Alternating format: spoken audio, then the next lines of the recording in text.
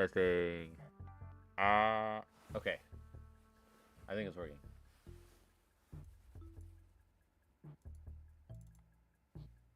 But it's not.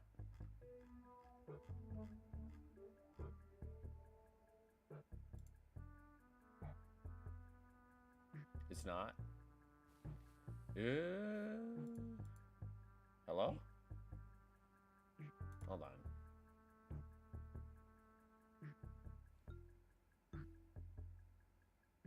Hold on, why is it doing this?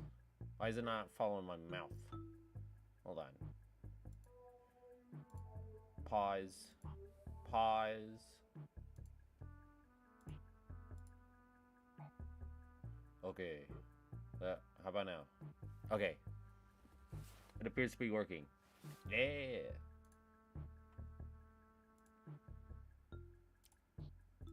Alright. It's me. I'm a cat. And I'm gonna play League of Legends. I'm not playing League of Legends.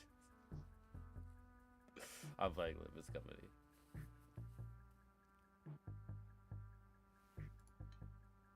I'm just going into it.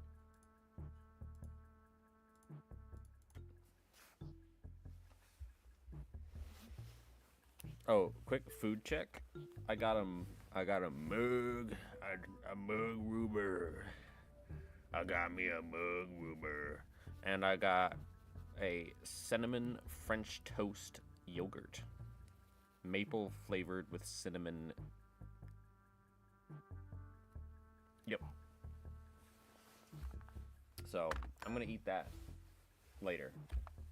And I'm gonna drink this now.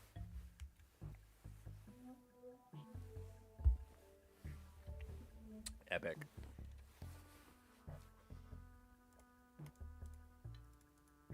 Ah, stop. Let's do my dailies. Gotta do the dailies.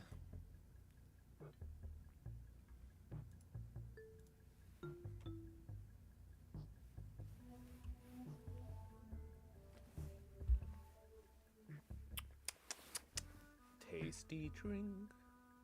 Yummy, yummy, tasty drink.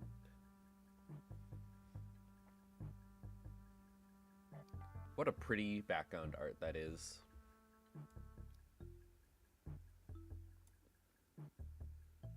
How do I want to divvy these up? Like this, I think.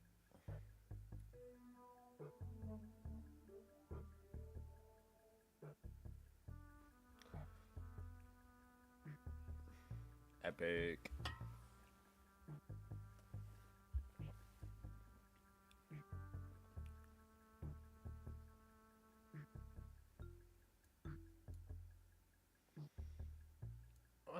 Let's go with that.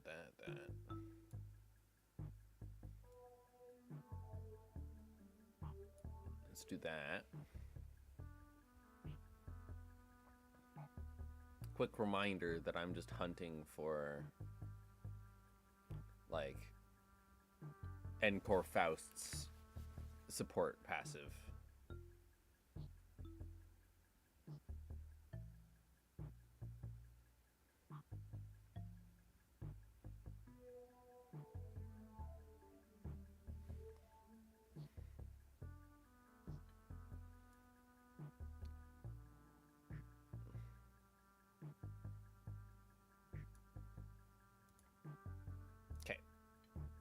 That'll be good.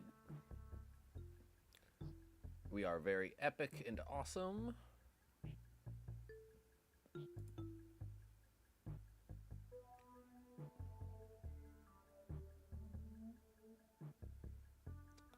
Excellent. Oh, this is very overkill, huh?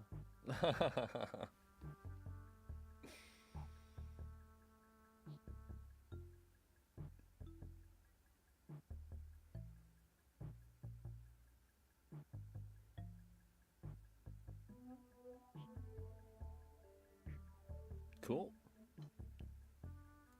Nice and simple.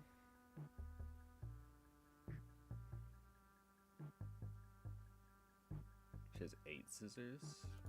It's not enough scissors. It's not enough scissors. She needs at least 2 more scissors before the red ability becomes worth it.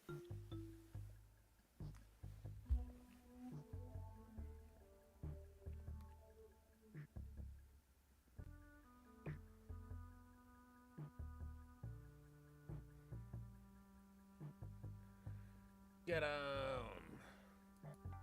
Yeah!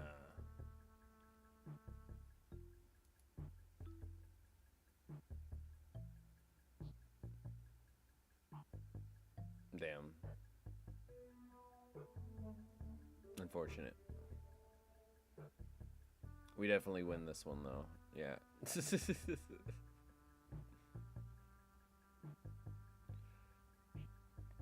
Alright. She's in her final form. He's in his final form. She's halfway. She's been in her final form so many times. And he's very behind. Or is it Ailing Heart?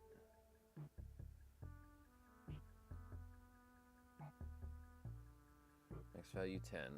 Max value 10. Oh, I see. No, that is it. Okay. So yeah, he's behind, but he matters the least.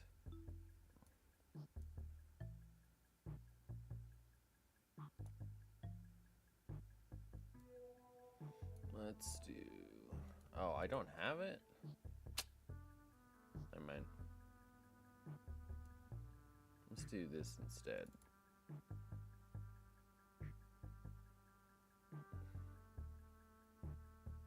No, let's not. Let's just do it normally. It's fine. Don't worry about it.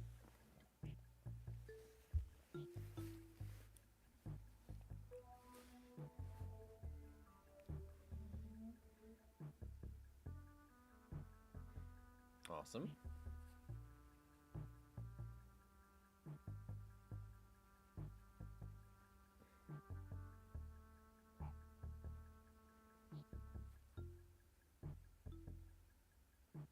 Damn.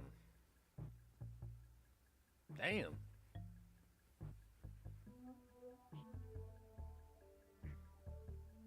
That was rude. Why would he be rude like that?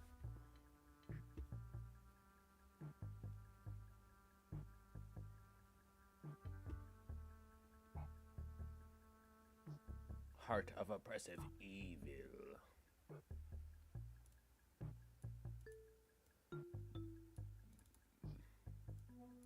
Wait, I could still do this? Fuck yeah. Wait, if I do it like that, then it'll be super epic.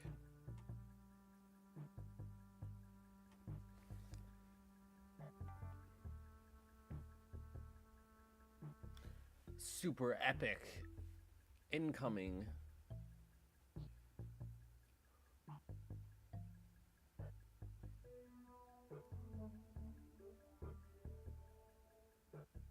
$40. 40 with one coin is crazy.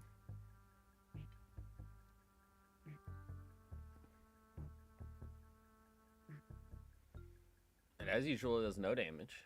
That's not what it's here for.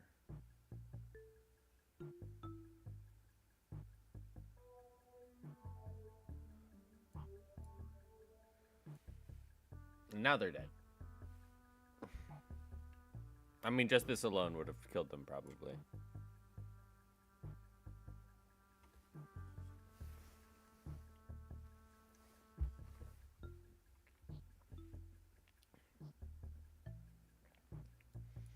I love the satisfying, like, explosion of blood sound effect with, like the twinkling noise. It's just, it's so good.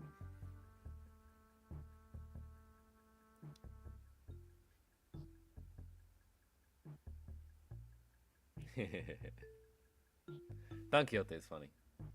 I like Don. She's my favorite sinner.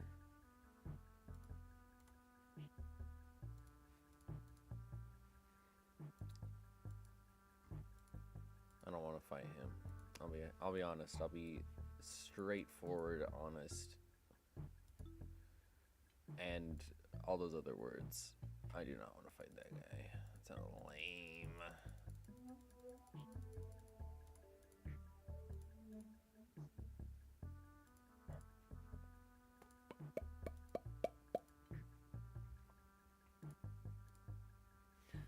Spring cultivation! Yay! Grab my Betty. The hall was chill with a tense air, and those present all sat in complete silence. And there was Jia Yanchun, with her lips slightly curled into a mirthless sneer. And at the center of it all sat Jia Chichun, unsure of what to say next. Well, everyone, Jia Yuanchun, seated next to the hierarch seat upon which Jichun sat, smoothly takes control of the situation and begins the assembly. Honored heads of houses, lords of each family, their proxies, members, and she nods lightly, acknowledging our awkward presence. And little Jichun's guests, who stay here at our H-Corp, seems to be extending without a foreseeable end. Isn't she technically from Q-Corp? What's up with her acting like she's any less of an outsider than we are? Yeah, and did everyone catch that? Our H-Corp? Regardless of everything else, the fact that she hijacked the meeting from the get-go is ridiculous, especially with Jia Chichun, the family hierarch herself, presiding over this official assembly. Clearly, she is using the pretense of assisting the hierarch to assert her own dominance over these proceedings. Yep, it's a classic. As we are all aware, venerable former Jiamu has always discussed with and confided in me about the matters of the greatest import. The momentousness of which steered... Hold on. I got caught up on that word. The momentousness of which steered the very course of H-Corp's prospects. Even after I departed the family for Q-Corp, venerable former Jiamu has always written missives to confer such matters with me. Something about it smelled suspicious, but we'd already missed the window to challenge her to present us with proof without breaking decorum.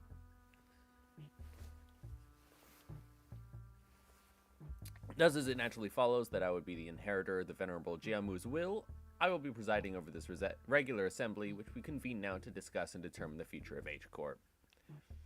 What a grandiose and self-important introduction. It seemed clear to me that she considered herself to be the main character of this scene, or something.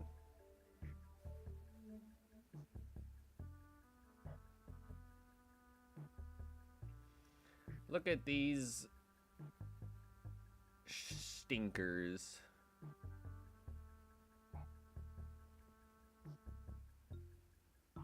We could hardly thank you enough for your magnanimity.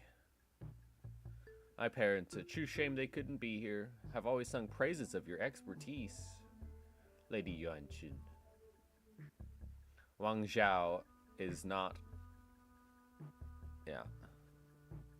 Only obsequious instead of whatever. I don't know. As heads of some of those houses were under investigation for consorting with the forces foreign to Hongyuan, their vacuum was filled by their children's generation, many of whom we have had the pleasure of meeting during the family hierarch war. Oh yeah, the pleasure. Yeah, sure. That's what we'll call it. Welcome Jia Chun, the next person to sit upon the seat of Hongyuan's family hierarch. Greetings, I am... Now let us begin. Fuck you. For many years, all those who have gathered here have toiled day and night for the eternal prosperity and growth of H-Corp. Jia Chun's expression immediately sours as Yuan Chun unceremoniously cuts off her self-introduction. First on this agenda of this assembly are important discussions and passage of new major policy items that have been tabled for far too long. Distributive contribution rights auctioning policy, quarterly amnesty policy. Hold on, big sister Yuan Chun. Yeah, hold on. Oh my god. Passing the distributive contribution rights auctioning policy would allow the open auction for any remaining rooms the day before reconstruction days, and the quarterly amnesty wouldn't do anything but give unfair advantage to certain families and high net worth individuals by guaranteeing them large real estate assignments regardless of their performance in the previous quarter. Jia Chun stutters a little flustered before continuing. My point is, these policies are going to rattle H-Corp's economy the moment they go into effect. Besides, these policies were pretty much drawn to favor lining the pockets of a select few families and high-ranking officials of H Court. If I may, venerable hierarch, lining the pockets? That is quite an odd turn of phrase to refer to the bare minimum of respect the society might pay to its highest contributing members, don't you think? Oh, before we continue, Jichun, I'm not entirely certain if you're aware, but ever since the ascension of the new family hierarch, the perceived value of Hong Yuan has been racing to, for the lack of a better word, rock bottom. Clearly, this demonstrates Hong Yuan's concern and its lack of faith in the newly appointed family hierarch. I should shoot you. Therefore, it naturally follows that our most urgent task at hand is to put a stop to this value and reputation free fall and restore prosperity and greatness to Hong Yuan once again. Yeah, okay, and that's the family hierarch's job, right? Why are you? If you had pursued H Corp's articles of association, you would have known that. Should H Corp be deemed in a state of crisis, the four great houses and the board of directors' voice may also carry de facto power in the assembly. And the board of directors, that's us, has determined that we are now in a state of crisis. State of crisis? What crisis? Everything that led to my ascension to the family hierarch was legitimate, down to the final approval. These unseemly rumors and slander are tanking our value, which we have built up assiduously through years and years of toil. So what is this, if not a state of crisis? And who wouldn't doubt the new family hierarch's qualities when this decline has coincided precisely with her ascension? Jia Yuanchun was somehow turning the room against Jichun, without presenting a single shred of evidence, portraying her as some burdensome hierarch who was single-handedly tanking H Corp's value. Yeah, fuck her. Not Jichun. Yuanchun. Nobody in the assembly, not a single representative, stepped up to point out how Jichun's swift actions here what finally repelled the outside forces that had marched right up to Hong Yuan's front yard, or how she deftly maneuvered her forces to quell the embers of war by quickly taking control of the chaos within Daguan Yuan. She hadn't shown any glaring signs of incompetence since her ascension, despite her relative inexperience, but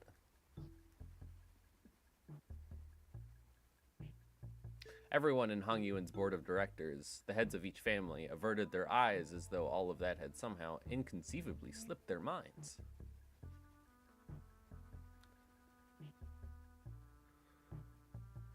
So you take yourself to be a qualified individual for that responsibility. Very well, then proceed. We're all waiting for you to begin your briefing before the assembly regarding the last 30 years' quarterly net revenue records for Hong Yuan singularity-related businesses, your calculations on next year's fiscal debt forecasts, and the exact recipe and variation numbers for the boluses that have been registered in the last 5 years. That's...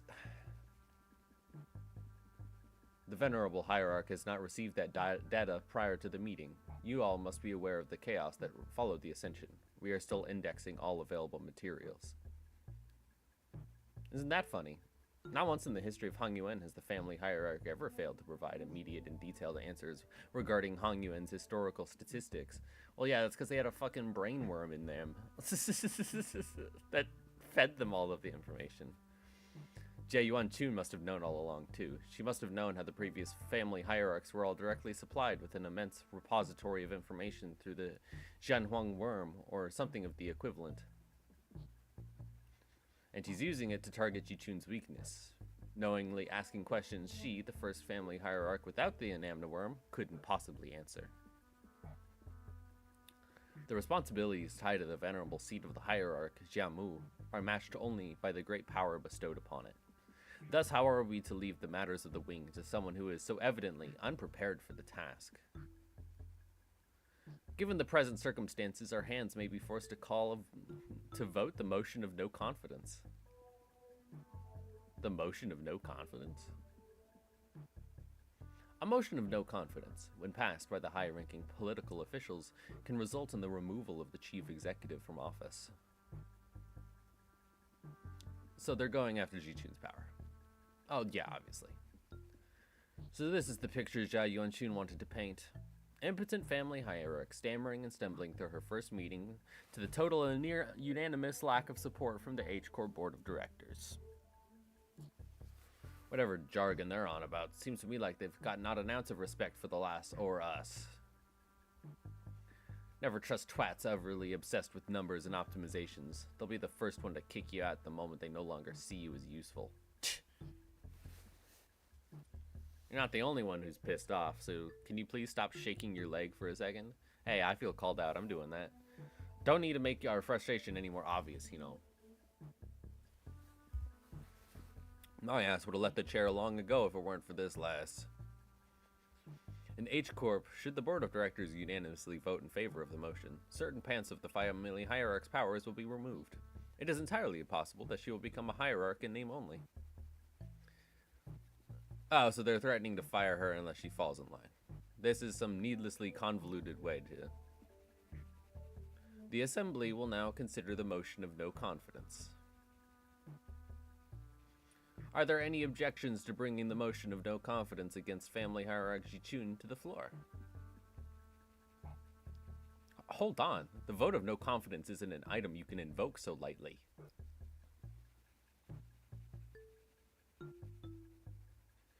The Shi family has no objections.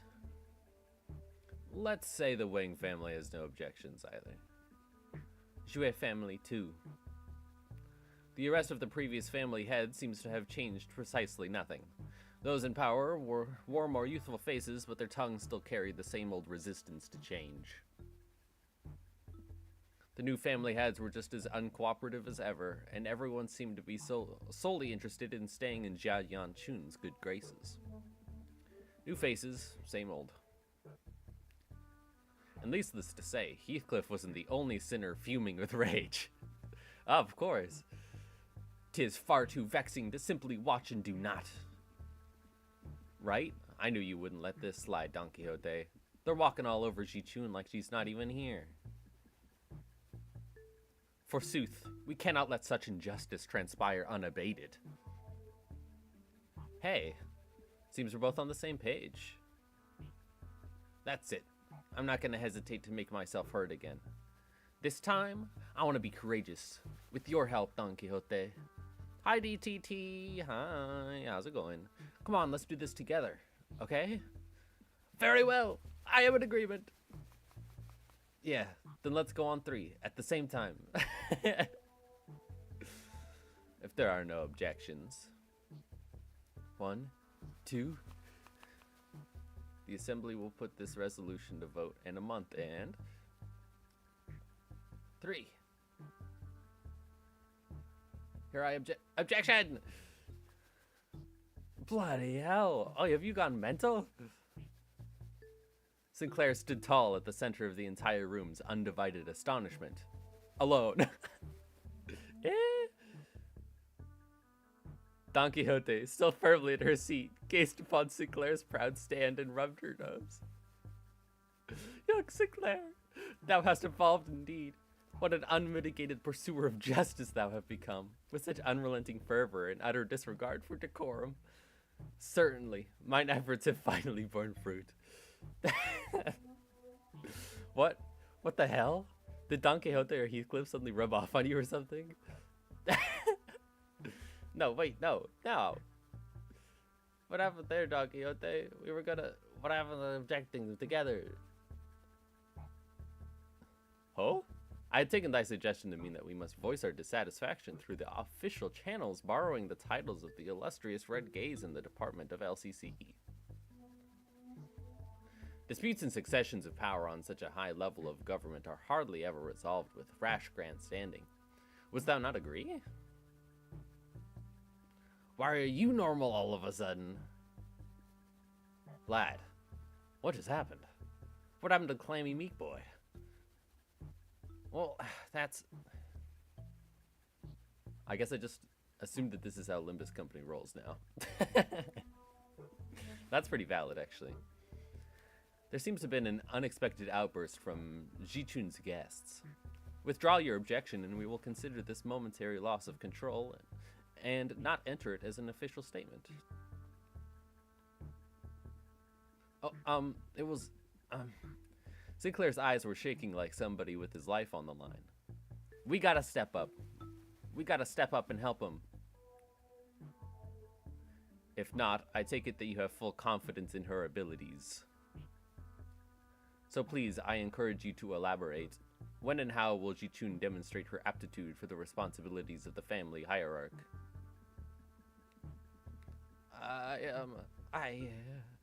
His voice continues to shrivel into a corner. Somebody gotta help him out. He can't. And how could anyone? And how could anyone when we've all had a very clear view of her path to ascension?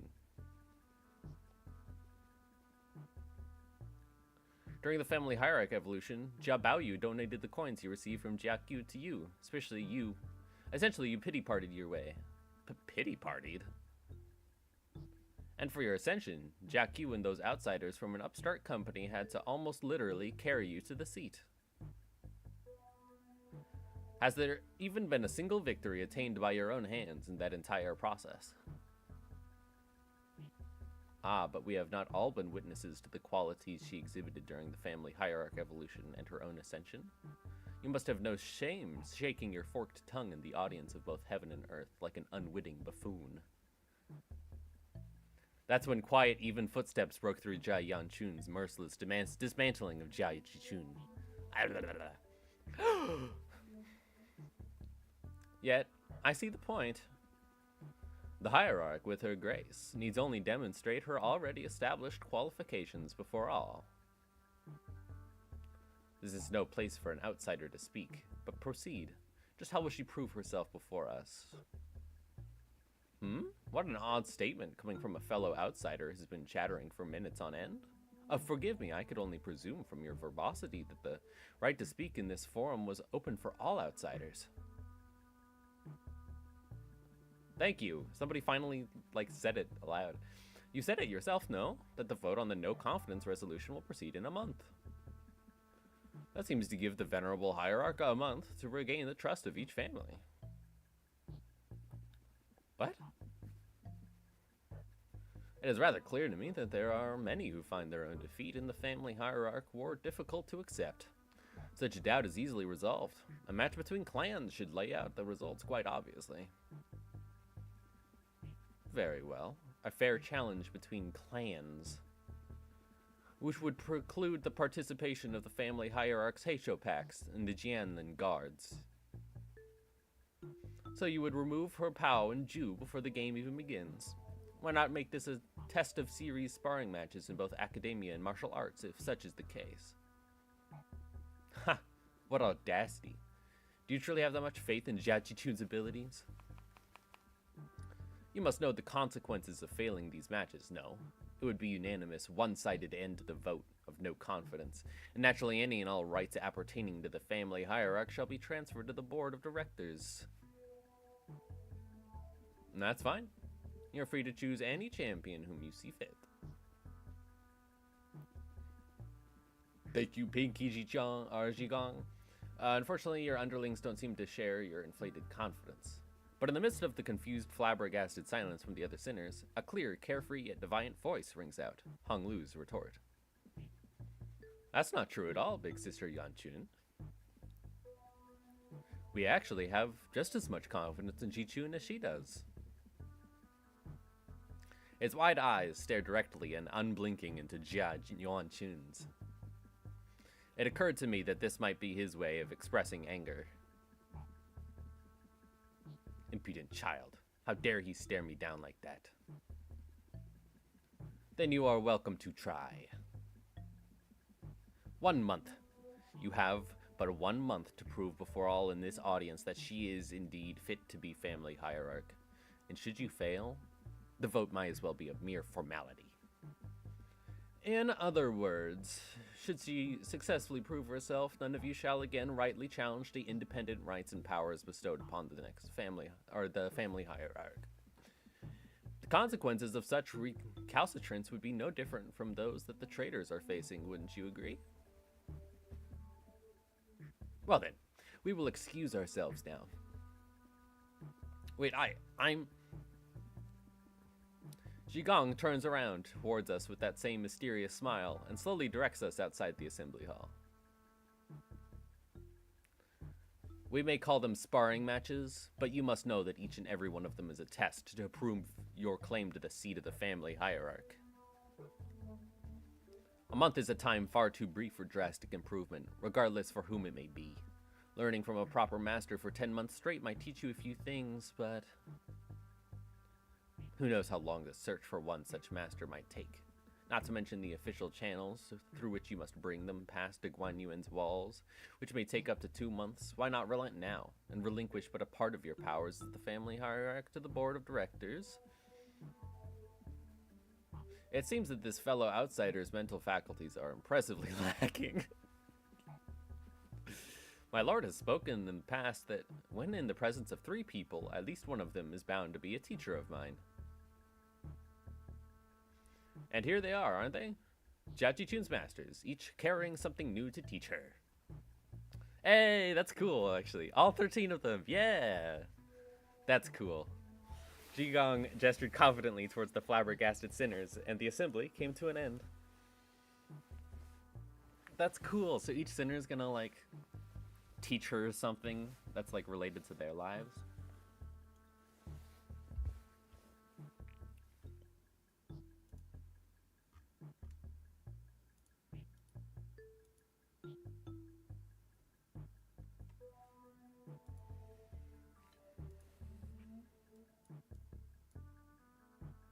Oh, 12 teachers?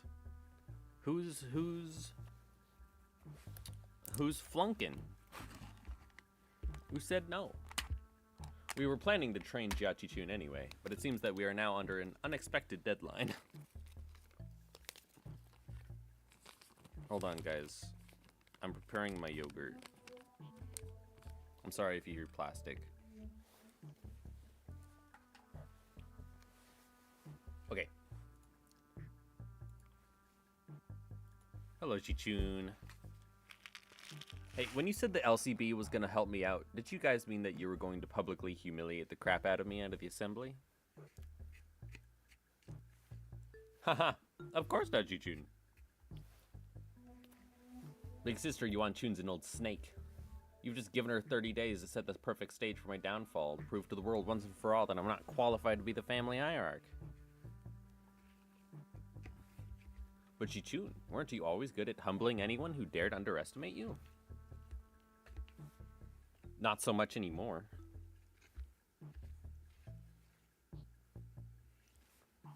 Back then, like an idiot, I thought I just had to hold on with everything I had. I thought that's all I ever had to do. But now? Now, things are different. It's true that I'm vastly underqualified to be the family hierarch, and she's right. I pretty much lucked into this position. Chichun, don't tell me that woman's bullshit actually got to you. Well, she wasn't completely wrong, right? I'm just some kid who happened to be good enough to survive some traps and ambushes. I'm afraid that the responsibility of a family hierarch may be too much.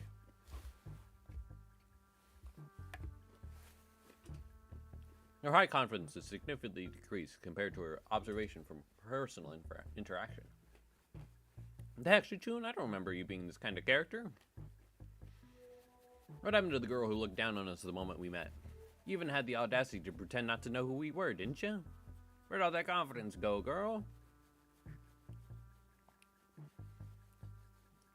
That actually got under her skin back then, huh? So, Chichun, what do you want to do? Are you sure you're okay with this? Are you okay with letting this happen? No. Never be okay. If I let it happen, Big Sister Yuan Chun's going to continue expanding her influence here. Yeah, and she's an asshole. I'm sure she and the board of directors have been cozying up to each other for a long time. Is the implication that her testaments on her influence were true? Yep, it's true. Before she left for Cube Corp, Big Sister Yuan Chun always used to accompany Jiamu to these assemblies. If we just let them hold the vote of no confidence, they're going to unanimously vote against me and slowly reduce the family hierarch's scope of power, and who knows. They might even call for a reevaluation, however unlikely that sounds. Besides, Big Sis, I think her definition of Hong Yuan's prosperity might be different from mine. What she's looking for isn't H Corp's prosperity, it's the Guan Yuan's. And I know that this all has something to do with its ties to Q Corp, which I bet has already been going on for a while, just under my radar. I'm sure they've already had plenty of talks behind my back. Which is not the kind of vision you have for Hong Yuan's future, right? And that's why you spoke up against her. My vision for Hong Yuan is... I want to change H Corp to be the kind of place where people can live without fear. I just never imagined I'd have to prove myself like this in only 30 days. Oh, the scratching sound? That's me. Sorry. It's probably either my spoon or my nails, because I'm fidgeting. Or maybe it's my coat rubbing against itself. I don't know. There's lots of things that it could be. I apologize, though. So to summarize, the responsibility of training Jichun to win these matches. I mean, these amorphous tests upon which hinges the family hierarch's fate, and almost every facet of which is entirely under Yanchun's control, by the way, is probably a trap within the next 30 days, is ours. And we have to explain that to Sade. Wow, that sounds like a lot of work when you put it like that. Post-mortem reports have become quite rote. Sometime later. Prithee, thou must impress upon the illustrious red gaze that 'twasn't mine idea this time.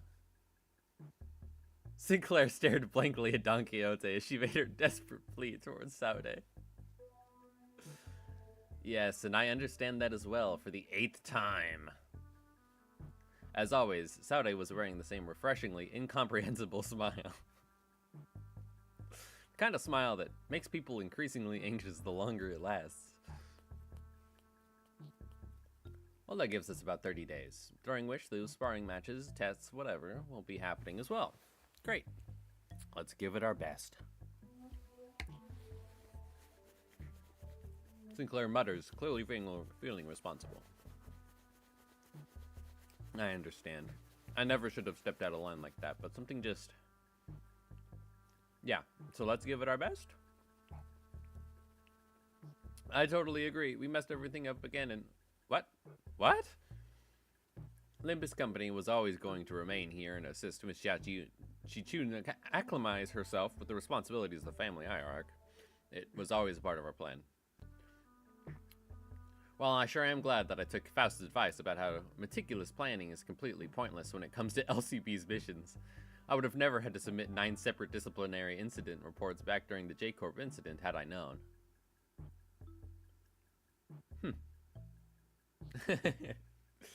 I believe I should be able to explain this further. Prior to his departure, my lord was concerned that such a thing would come to pass. That is why he has left Jilu and I here to look after the new family hierarch's position, which must still be on rather thin ice. Oh, so that's what they were privately talking about when he pulled them aside.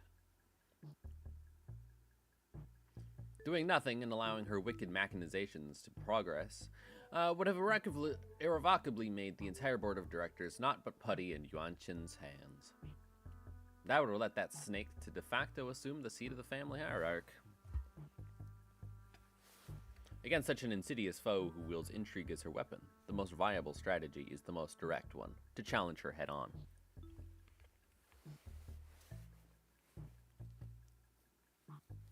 Besides, has this not given you the excuse you needed to prolong your company's stay in Guan Yuan?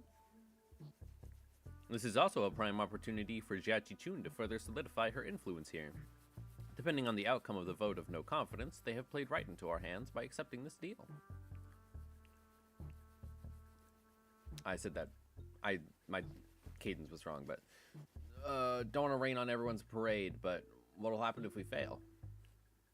We won't fail, so don't worry about it. Also, were you serious when you said that we were all going to teach Jiachun, all 12 of us? I won't object to selecting only a few of us with better aptitude to be educators. Oh, by the way, we already have an established internal hierarchy based on the sum of each of our abilities. Of course, the results weren't entirely to my satisfaction due to an unexpected incident. Miss Otis, that is a statement mired in narrowed vision, rifled with factual refractions. I am of the stance that the qualities of a good teacher are not defined by such statistics. Oh, so you must be the one who placed last in that scale. Oh. Listen, he's not powerful. He's bro, he created the fucking mirror, okay? How could he be a bad teacher? He's like one of the greatest scientists that we have seen in this whole game. In this whole, like, world. That was too long. I was yapping. To embrace this teaching, seek from all those who we come across. Just what in the heavens are you doing? Aha! I am preparing a lesson plan for young Ji-chun, our next family hierarch. Wow, you sure got on that fast. So what are these yellow wormy things? 'Tis a star, twinkling in its radiance. According to the schedule you have prepared, the student would have -3 hours available for sleep. This lesson plan's execution will require cooperation from T-Corp. Yeah, would be a mistake most fatal indeed. I shall correct it post haste. Shigong was staring at Don Quixote's expression of her wild artistic merit upon the curriculum of her usual crescent moon eyes. Wait, is that supposed to be Shigong's grimace? Of course. To each their own, I suppose. I need not be shaken by every little thing until we have their actual lesson plans in hand. Hey, thanks for putting your faith in us, Shigong. We barely have any of that to go around ourselves, so I understand it couldn't have been easy. You could say that I have learned my lesson. The recent events have taught me that the path of learning is truly one without end. More yogurt. Ow.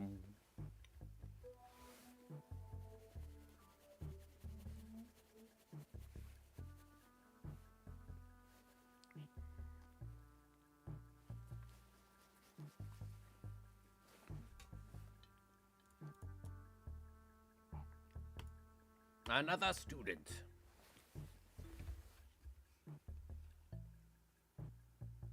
It's Sinclair and Ji-chun that both gets hot, right? Or something like that. I see you have all individually worked on your lesson plans, as per Shigong's request. Oh, nice. She doesn't have her hat. We have received a total of 12 lesson plans. Hold on, shouldn't there be 13 of them? Even the executive manager has decided to spare their precious time to teach a class. Huh. Yeah, I handed in my lesson plan too. That is because... so who did do their homework? After a brief silence, everyone turned around and looked at one of the sitters.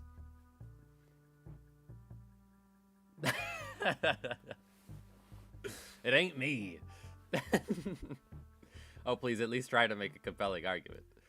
Who else other than you could it possibly... It's me. You, Sink? You've been acting out of character a lot recently. What's going on? Well, that's, Sinclair was drenched in sweat for some reason.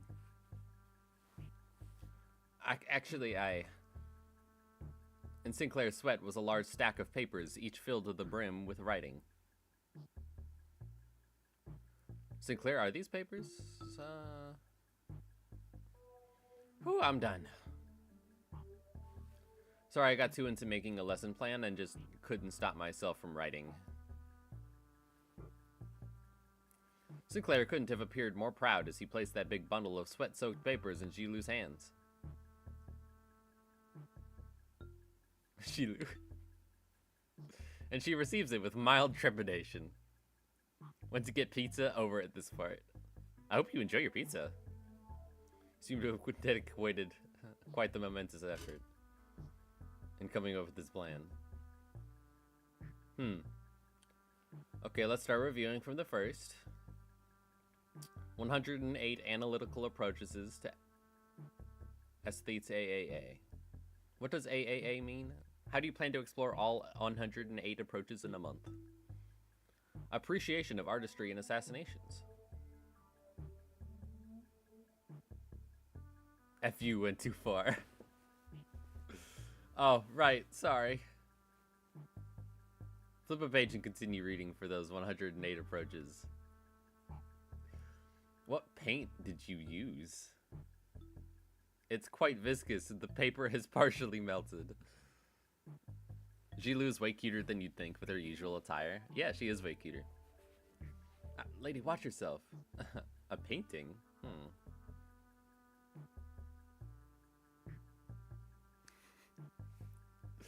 Jilu?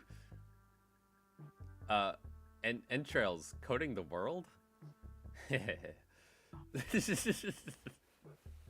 Now you know how aesthetics appreciate the artistry of slaughter. Aesthetes? What the hell did you paint in that paper? Hey, get it together. Jilu stumbled briefly. Whatever was on the paper must have given her quite the shock. My mind wandered for a moment.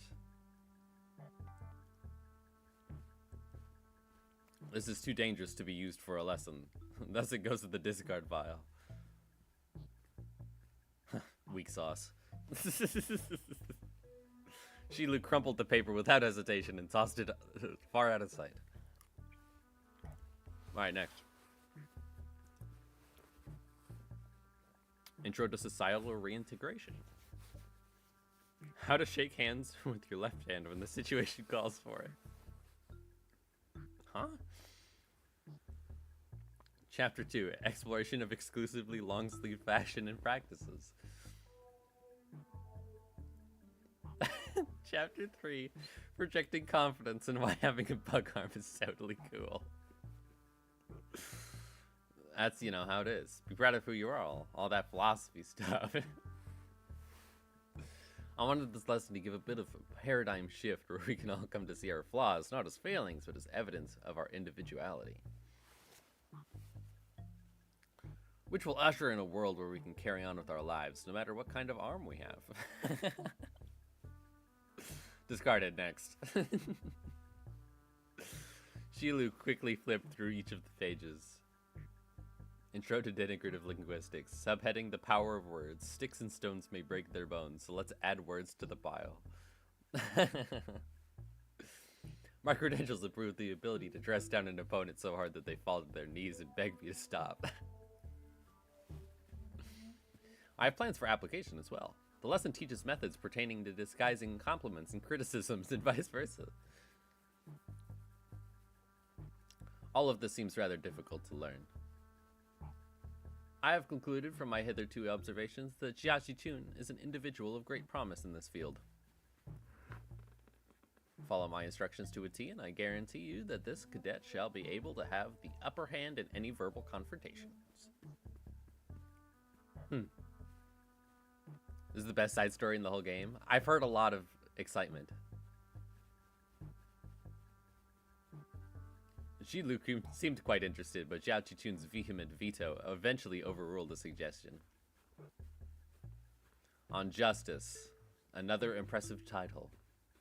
Subheading, Methodologies of Captivating an Entire Room of Preoccupied Audience. That's actually a good idea. Discard.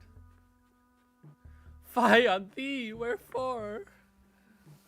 Next. Praxis of ego splitting concerning intramirror conflict between the self and the reflection, and paradoxically fractured theory of idealism in which one attempts to open an unopening door to open the door. Utterly incomprehensible. Discard. Perhaps Mr. Yoshi's advice to truncate the lesson title should have been taken in earnest. Survival and exploration. That's Ishmael, huh? 21 reasons to pay attention when the exploration team leader is giving advice on the upcoming adventure. Case study for 30 horrible mistakes that occurred because the team was distracted during the leader's lecture. How to track down a troublemaker who tries to sweep trouble under the rug while the team leader isn't looking. Someone ignored my advice that we should have been moving 2 steps ahead. Finally, I've narrowed it down to 3 culprits. Ah, wait, I forgot to take that part out. And into the shredder it went. Where did that paper shredder get here? The art of using yawning as a cover for popping a cookie or 2 into your mouth, especially useful when getting lectured. Hey, if you get good enough at it, you can do that with nuts too. So it was you who made those crunching noises in our last meeting. What? Nah, do you take me for an amateur? The art of social maneuvers. How to let it flow through you. How to not make things awkward when you walk right in on someone bad-mouthing you. The Godzilla drawing? Yeah. The most important part of this art is to flash a refreshing smile in a way that looks earnest. It helps when you convince yourself that smiling is what brings good fortune.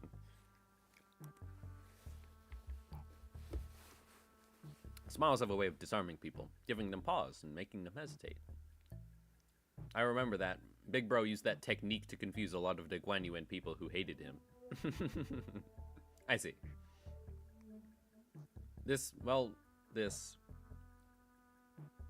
I can't quite bring myself to throw this into the shredder. Next. How to remain in complete stillness for a week until the next command is received. Thanks, Versal. This lesson plan was designed based on Rodian's advice that I must prioritize strengths that are unique to myself. Look, in my defense, I didn't know he considered that to be his unique strength, okay? Let us consider whether standing in complete stillness for a week is a quality one might seek in a family hierarchy. Alright, this one is certainly interesting. What separates bravado from bravery? Jack shite, sawed off and grab your weapons. Yep, always gotta read the full print. Ha! It's my philosophy that reason don't necessarily need to be considered before coming to blows. Martial prowess is indeed an indispensable part of the family hierarchy's qualities. But our focus is not on developing a hierarchy of a syndicate. Next. Information disparity is a driver of inequitable treatment. Oh? Huh, that's actually the most interesting sounding one so far. In the application of engineering frameworks. Okay, it's kind of losing me, but I'm still on board. For systematic resolution in rational self-interest driven societies. Is it still going? That was 1/5 of the full title. It seems that the same trouble has hindered both you and I. Every word in that title was added for its absolute necessity. Indeed, indeed. They're too smart for their own good. They can't, like, bring their own levels down. Now that that's over. Yes, it's finally my turn. Wait, what about mine? They never even got to mine. Whew. Sinclair sighed with the gravities of someone who's just been bestowed with the most important mission in his life.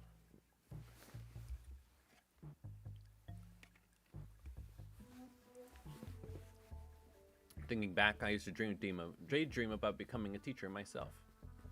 So I guess you could say I'm pretty happy to be given an opportunity like this.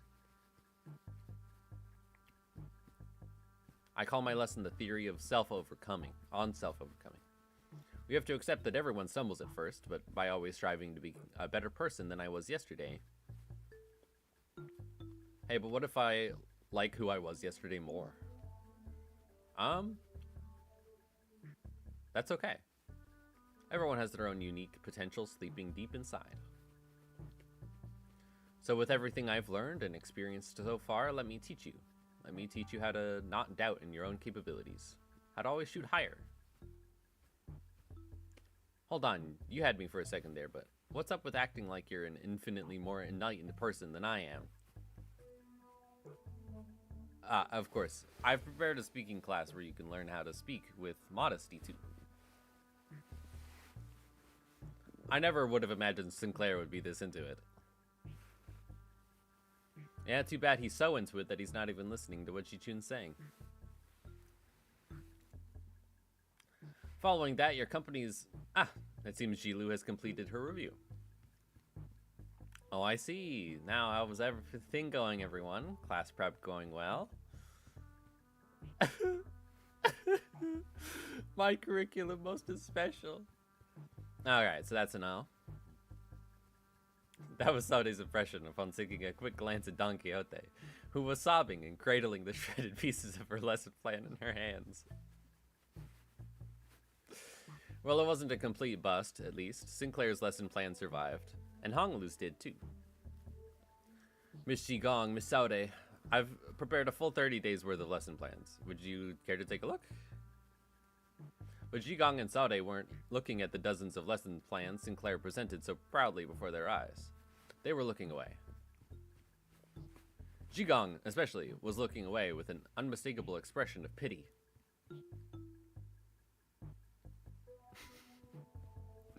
So he doesn't know.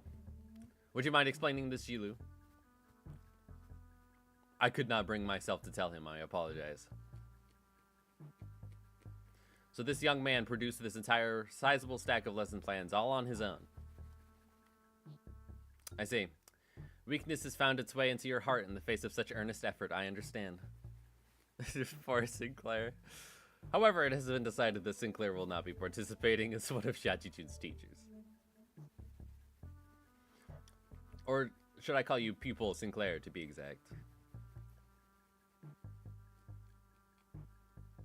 Haha, this has gotta be a mistake, right? Isn't Ji-chun the pupil here? Nope, there haven't been any mistakes. My lord has specifically instructed that you are to learn from this as well. What?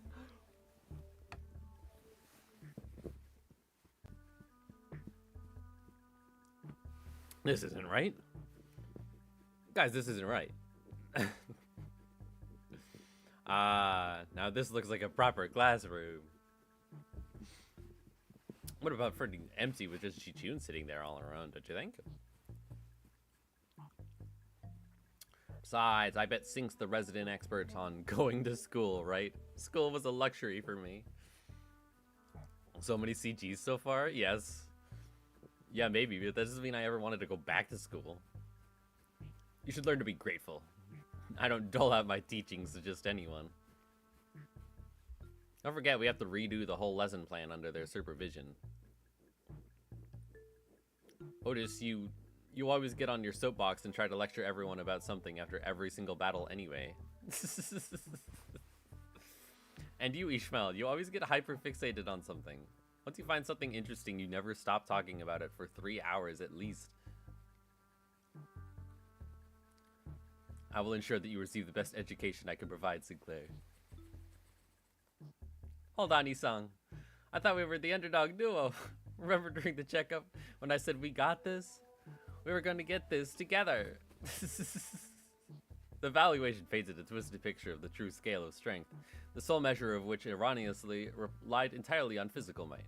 I shall not hesitate to impart knowledge for those who require education. Yeah. Congratulations, my lady. You have found yourself a desk mate, which some also call a bestie, depending on desk placement. Desk mate? Bestie? What the heck does any of that mean? She looks pretty into it, though. Huh? Ji-chun's eyes widened with confusion as though she just heard those words for the first time in her life.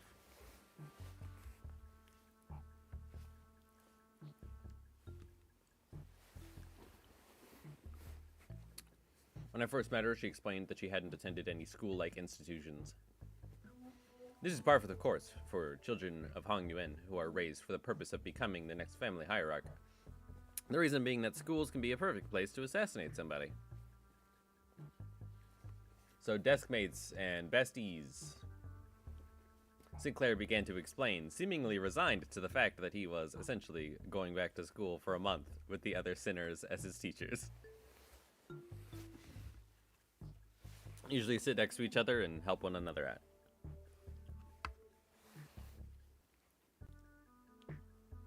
A bestie might nudge the other awake when they doze off, share their homework with one another if one forgets to do theirs. Usually end up being included in the best memories of each other's school time. So not very important at all, huh? I think I got this on my own. I don't need a bestie. Aw. It may have come a few years late, but I am moved that my lady finally has a chance at experiencing school. Same here. I remember it like yesterday. Jichun would sit and watch the other kids walk to school from a distance, tears welling in her eyes. Dude! Oh, that reminds me. One day, out of nowhere, she started saying something about eating from lunchboxes with friends. I haven't a clue as to how or where she even heard about it, but she snuck into the kitchen and... Wait, don't you guys have a lesson plans to write? Come on, hurry up. She tuned with her big ol' eyes. Yeah, she had big ol' puppy eyes. Unfortunately, I've become quite occupied with another task of great importance, assisting Wei with indexing and reviewing various documents that are in critical need of organizing. Thus, I must leave the lesson planning task to you two, Zilu and Miss Saude. Have you any thoughts on this matter? Slacker. What was that? I said nothing.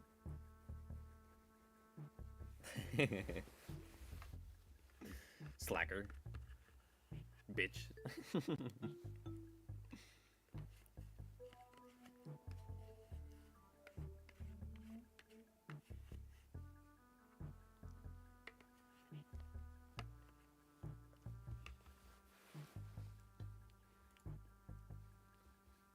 Saude is great.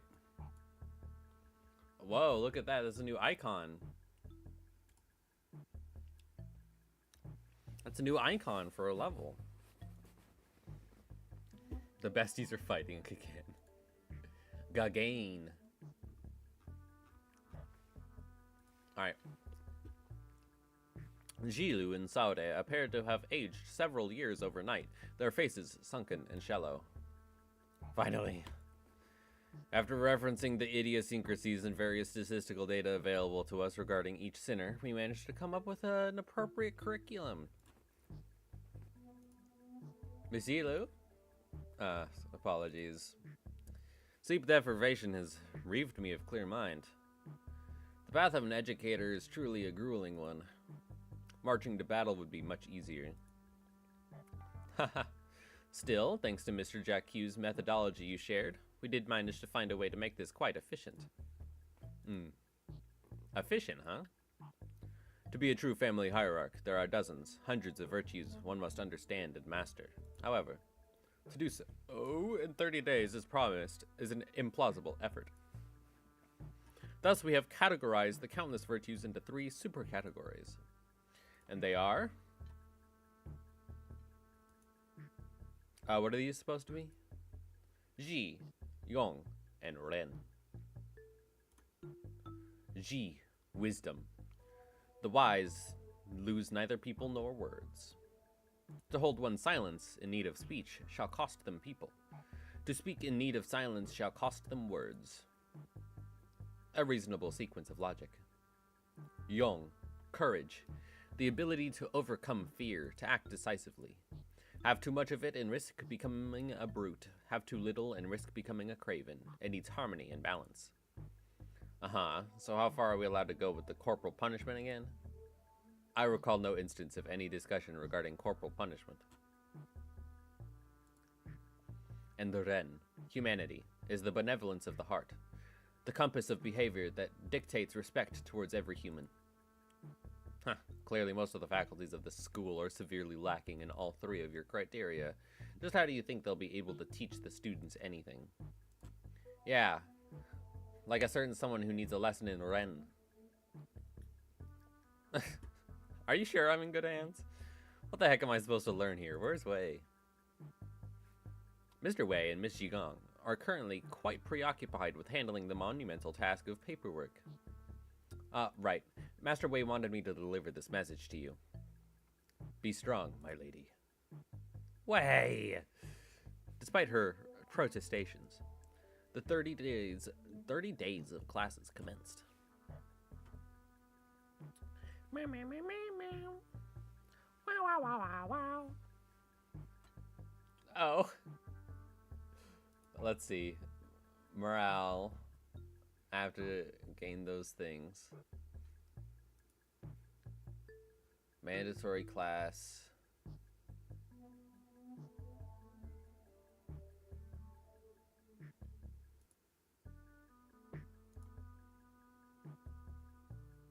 Okay, let's resume classes.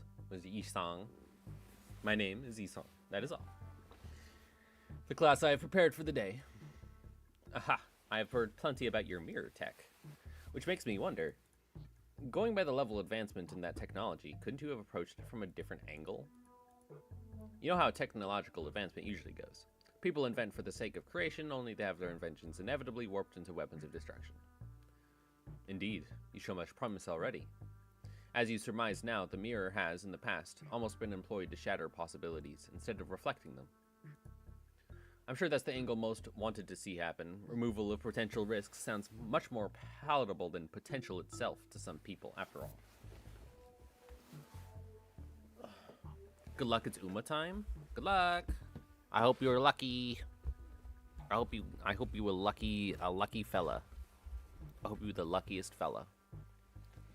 Alright. Correct again. Yet destruction was a word that bore too much suffering for my heart. My sole egress from it was abandonment from my quantum fellows and my life's work, making myself a fugitive from the past. How did you bring yourself to just abandon it all?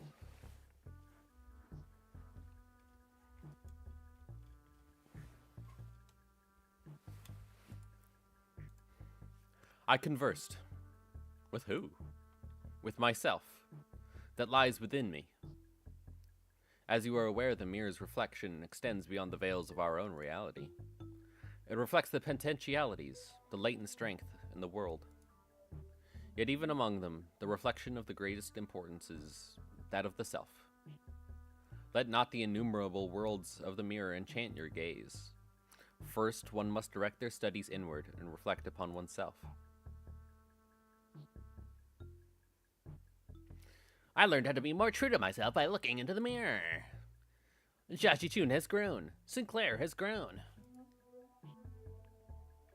Now, if you're prepared, do explain what you see in the mirror. You needn't haste. For some reason, Chi-chun appeared to hesitate before the mirror. Hey, you know, it's been a while since I looked into the mirror for so long.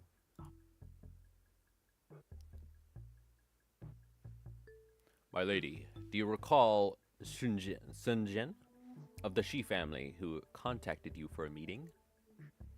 Yeah, the guy who said he was going to show me a precious flower that blooms only at night. I remember that you were vehemently against me going out there, so I stayed inside. I wonder what kind of flower it was. Don't tell me you were actually looking forward to meeting him, my lady. Oh, yeah, of course not. You were wise to stay inside. It was revealed that you weren't the only person who was invited, my lady. That vile man had hired a group of assassins to ambush the meeting spot, and would have been waiting there to spring the trap had you gone. But apparently he was outplayed, and had his limbs and head torn off as punishment. What a relief, isn't it? I guess. I'm glad I didn't go away, you were right. If only you still had the Wu branch under your control. Stop it. We agreed to move on from that, remember? We don't have to talk about it.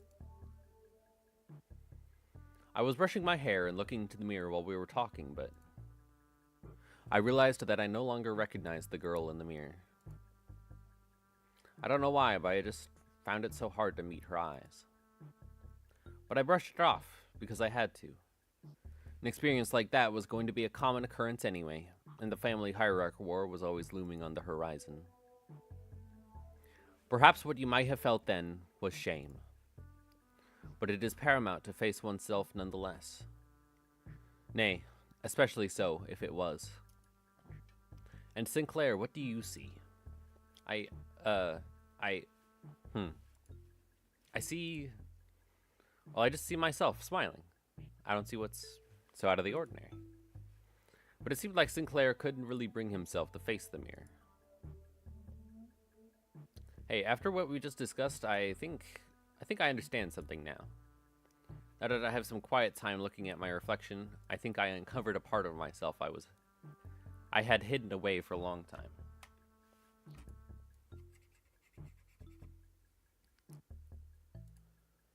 Yay!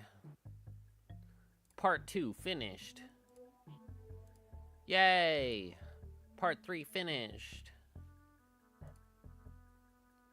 Class metaphysical approach to ego in the reflected world leveled up to expert. Whoa, whoa, whoa, whoa, whoa. Jatun slash resist. Down. Down. When it...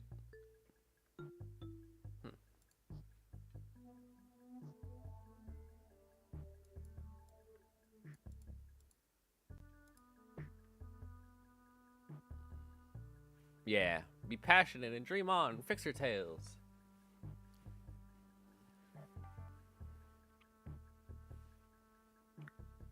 That seems like a good idea.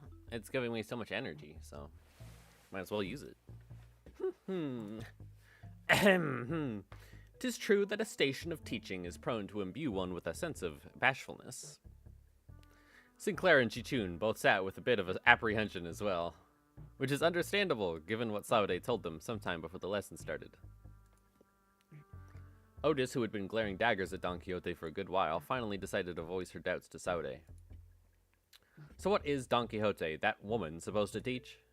Have you not considered that her usual flippancy might only cause more trouble than it's worth? You worry too much, Otis. While she may not look it, Don Quixote is extremely well versed in those adventure tales. And why would any of that matter? Have you yourself considered that fixers often appear when history is in the making? Let us see. Yeah, so she's a history class because she just tells stories about stuff. Don Quixote took a second to savor the moment, as though she had been preparing her whole life for it, and then continued. Amongst the greatest fixers, whose honored names were engraved in history, verily, let us commence this lesson with a tale of fixer UFA. This tale beginneth in the year sometime later. Are you done? Just how can she continue to talk at such length? She's been going for ages. Thus cometh the time to rest thy dedication to this class, and the knowledge that should naturally come with it. A pop quiz, if thou wilt. When did she even find the time to prepare this? I can assure thee, 'tis a quiz of entirely reasonable difficulty, if thou hast paid attention in class. Worry thee not. Does this pop quiz have prizes? Aha, but of course, I came prepared for such inquiries. For each correct answer, I shall bestow upon thee from the very treasure chest of mine these precious, precious fixer badges. Forsooth, I did not let a single day go by in which I did not polish each and every one of them on 3 separate occasions at the very least. I don't know, I don't really need them. Hold thine applause, for there is a bonus reward for the victor who, by the end of this match, carries more badges. Thou shalt attain the role of a protagonist in this theatrical play of my making, Fixer Chronicles UFA. It is an opportunity of a lifetime. I'm still not really... It's not doing anything for either of us.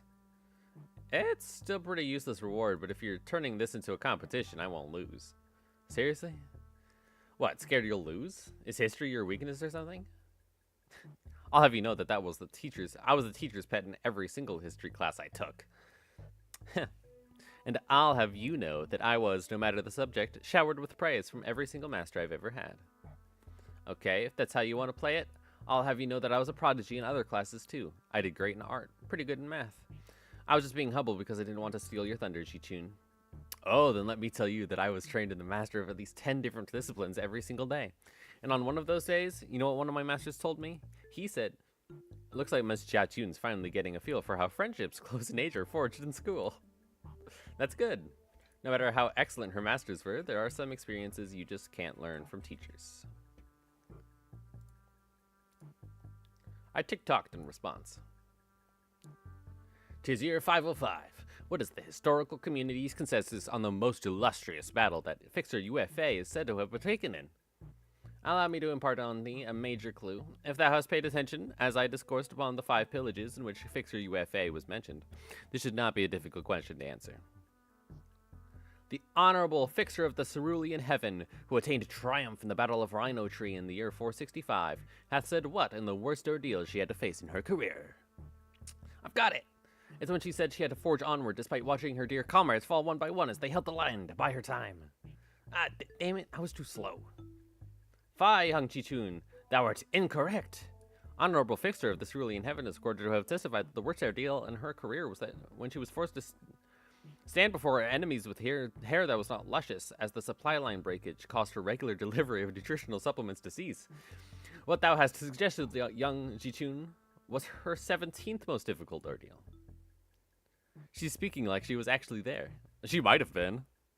Or are you to say she wasn't, you know? Or at least you might have gotten letters about it. Thine impression is quite understandable, for I am trained in the ways of vividly regaling these tales. But most of these are tales I have learned from books. Much did I anticipate an opportunity to regale these tales to such an audience, enough to study the ways of minstrels. There was a clear look of pride in her twinkling eyes. The fucking superhero pose. That's funny. I was completely absorbed in the exhilarating tales of Fixers. I forgot to even breathe. What was the secret technique Honorable Fixer Lysander employed in his resolution of the case of the Fey Forest? Speak its name in full. I've got it. It's a summer night fantasia. I cannot let such pass an unmotivated retelling of a super ultimate move. Hardly could one internalize the true noble spirit of Fixers by simply reciting it with such apathy. Thou must recreate the exact pose and the enunciation. Are you kidding me? Whew. Come on, you can do this, Jachitune. You can do this. This is nothing. Illusions of a midsummer night shall devour thee whole.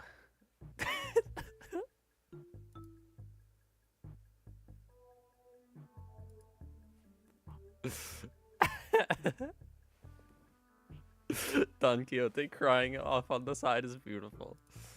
Summer night fantasia. Thine enunciation was quite shaky upon the world illusions, yet thou hast demonstrated sufficient courage. Thus I bestow upon thee this badge. That's a thumbnail shot? Yes, it is. It's perfect. I grow tired of this nonsense. Just how much longer are you planning to drag this on? Thus muttered the hero, then declared, I shall tear this evil storm asunder, and find a place for this blade at the center of thy heart. Dante, lights, left side. I gotcha. Don Quixote, who was watching Sinclair and Jachune's two-person play, silently wiped her tears away. Bravo, bravo. Certain minor details were missed, such as UFA the Fixer was left-handed, and that he had a habit of playing with a lighter in his left pocket before every duel. Yet 'twas a wonderful reenactment indeed. I have no other critique to impart upon thee. When faced with great adversity in thine adventures, rekindle the memory of UFA, the Fixer's final duel. Remember it well. Thus cometh to an end the lessons of today. Huh. It was just for a moment, but I think I'm starting to get it. I get why she's so obsessed with the Fixers. Clutched tightly in Chichun's hands were the badges Don Quixote had gifted to her. Aww, that's cute.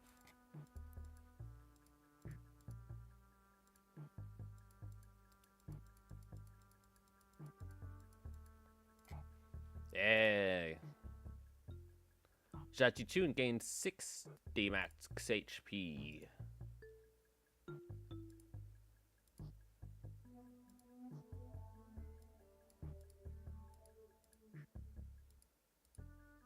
Oh, wow. It's not letting me do multiple of her. It only lets me do one. We'll do this then.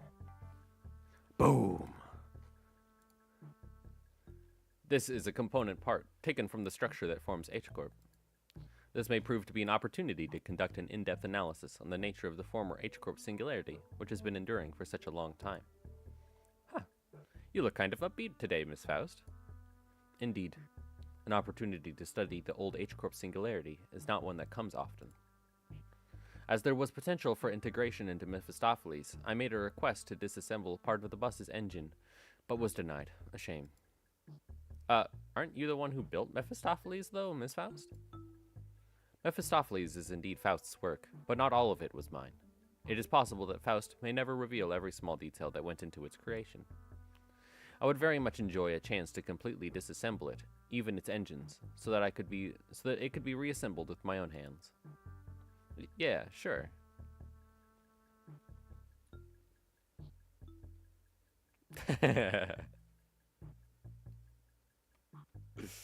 That's funny.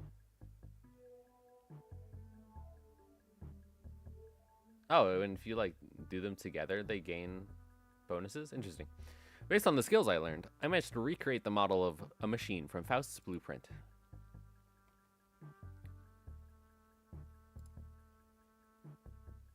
Huh.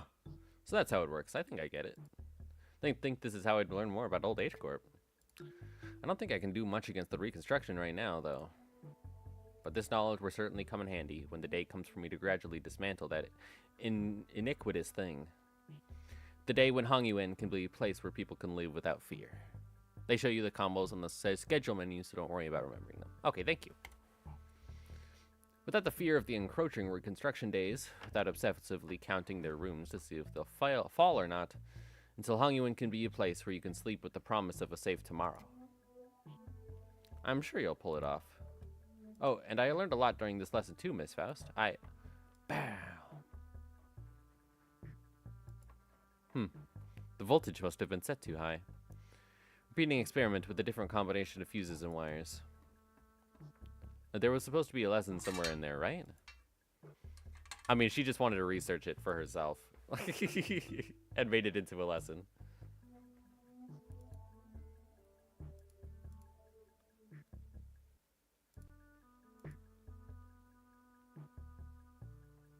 Pogger.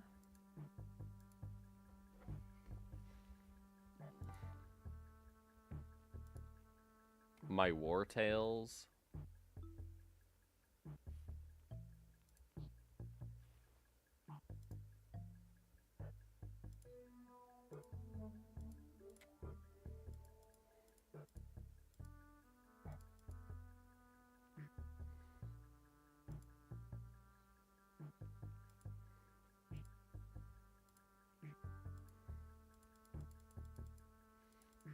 Damn, Gregor doesn't have anybody.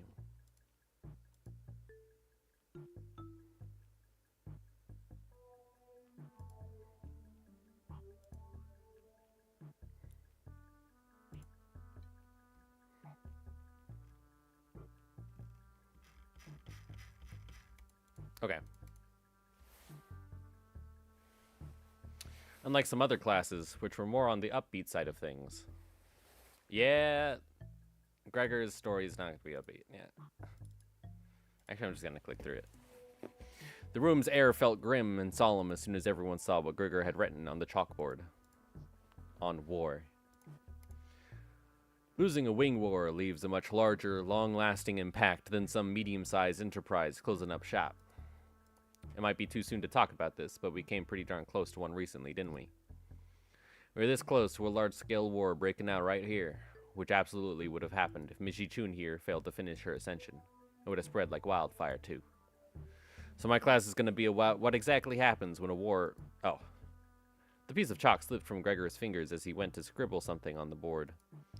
His left hand was trembling as though the room's temperature had plummeted only for him. Man, why's it gotta... Excuse me, Miss Yulu, is it okay if I smoke? Go ahead. You good? Well, when else am I gonna get a chance to share the realities of war right to a wing chief executive officer's face, huh? The moments that just don't come off your skin, no matter how hard you scrub at them. Hey, take a break if you need it. I'm gonna listen to every word you have to say here today, no matter how long it takes. Man, do I appreciate that sentiment. Well, still though, can't dilly-dally when Miss Chi-Chun's got other stuff to deal with, huh? So, let's take a look at how things were at the very beginning of the Wing War. I managed to understand the troubles most foot soldiers go through, and learn to get a better idea of the flow of a battlefield. Wow, they're so overjoyed. And that's why the smoke war fronts were mostly characterized by trench warfare. No one wanted to risk fighting in concrete jungles, where they could just be surrounded by enemies at all times. So everyone tried to draw each other out to an open field battle, which naturally turned into trench warfare. Of course, every wing has a different singularity, so this isn't really applicable in all cases. It's just that the former G-Corp found flat plains easier to maneuver in. I feel like Guanyuan could make a pretty good use of Hongyuan as a defensive fortress, especially with its internal structure constantly shifting around, which the Heisho know and use very well. Exactly. This should explain why they were hesitating outside Guanyuan. Remember the thumb fellows, the ones we met who were going in circles? Not to mention how the Heisho all utilize the topography of Hongyuan differently. Even if an outsider were to get a read on how one of the branches maneuvers around Hongyuan, as long as the 12 Heisho branches are standing, Hongyuan is unassailable. Well, despite going into all that, I'm sure we all know where the best answer in all warfare is. Not having a war in the first place. I'll be honest, I can't stop thinking about some of the stories you've been telling us. I can't even imagine what it would have been like to have to not only witness it, but to go through all of that. We did visit your fathoms, Gregor, but that wasn't even the tip of the iceberg. Some of these combos are jokes. Good luck figuring them out. Oh no. The city was devoured in smoke, its citizens in madness. He'd always shrug off all these stories as ramblings of the past, but during the war, he stood at the center of the heartless machine that was the city, its every gear calibrated to slaughterhouse precision to maximize the death of its people. There he must have witnessed things far worse than the worst the city presently has to offer. His eyes gazed beyond the veil of the bygone past, shaking restlessly in pursuit of what was no more. Oh boy. Sorry, fellas. I'm afraid I got carried away, lamenting what happened that I forgot this was supposed to be a class. I'll be sure to prep something more useful next time. No. Everything you told me really solidified my resolve. This chaos within Hongyuan needs to come to an end soon, lest something so horrible could happen. I'm headed to my next class. Wait for me! Even after the two students had left, Gregor lingered in that room for a while, lighting up cigarette after cigarette without erasing what he wrote on the chalkboard. Smoke filled the room. He only left after almost emptying the entire pack.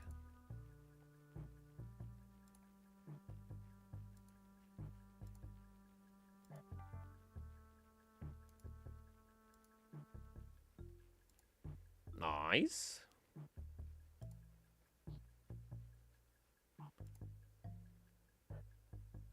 Surviving Hongyuan.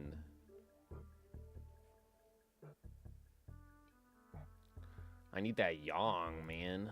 So I'm gonna do that, and I'm gonna do that. Probably. What are the other combos with Honglu? There's no combos with Honglu? These are still the only two combos I have. Or do I have to discover the combos? I don't know. How are classes going, Shichun? I'm not you, big bro. I pay attention in class. Hello, Miss Dayu. She was really insistent on helping me out, even though I refused because she looked preoccupied. The moment I found out about the contents of his lesson plan, I simply could not allow him to do this alone.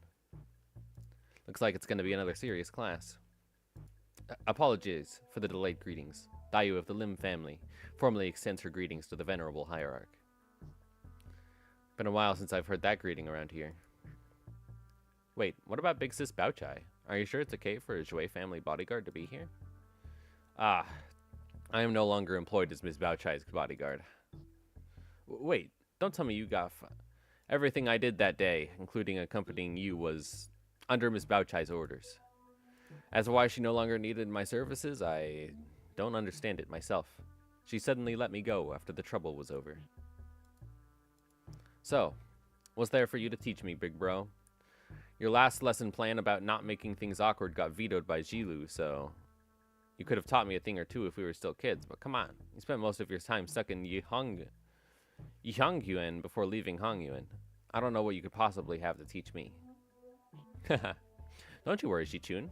This is the one thing I think I'm pretty good at. My lesson for Shichun and Sinclair is... In clear, neat handwriting, Honglu wrote, Surviving Hongyuan on the chalkboard. Oh, well, I don't think I need any help on that department from you. Look, I know you've had your share of assassination attempts, big bro, but Jiamu, I mean, the previous hierarch in the Elder's favor sheltered you from the worst of it. Bao Chai was mad Hong Lu liked Lin Daiyu. That's not why she dropped her. That's not why. She was a little jealous for sure. Well, that's not why.